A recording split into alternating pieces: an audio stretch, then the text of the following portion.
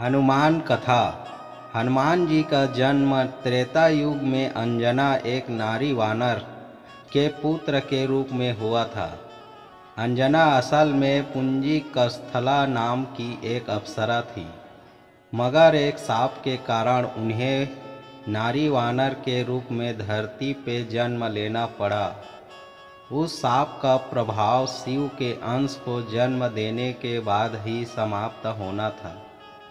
अंजना केसरी की पत्नी थी।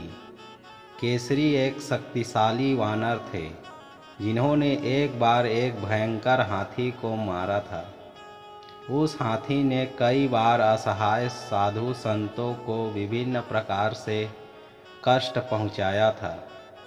तभी से उनका नाम केसरी पड़ गया। केसरी का अर्थ होता है सिंह। उन्हें कुंजर सुदान हाथी को मारने वाला के नाम से भी जाना जाता था।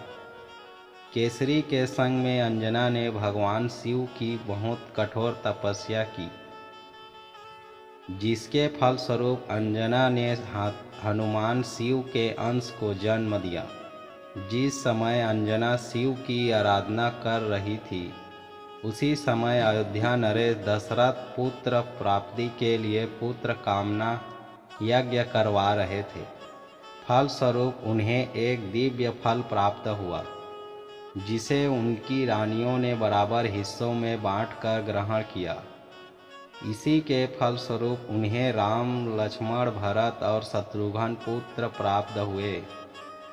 विधि का विधान ही कहेंगे कि उस दिव्य फल का छोटा सा टुकड़ा एक चील काट के ले गई और उसी वन के ऊपर से उड़ते हुए जहाँ अंजना और केसरी तपस्या कर रहे थे, चील के मुंह से वो टुकड़ा नीचे गिर गया।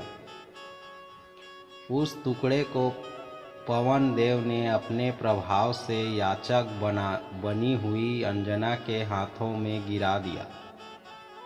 ईश्वर का वरदान समझकर अंजना ने उसे ग्रहण कर लिया, जिसके फलस्वरूप उन्होंने पुत्र के रूप में हनुमान को जन्म दिया।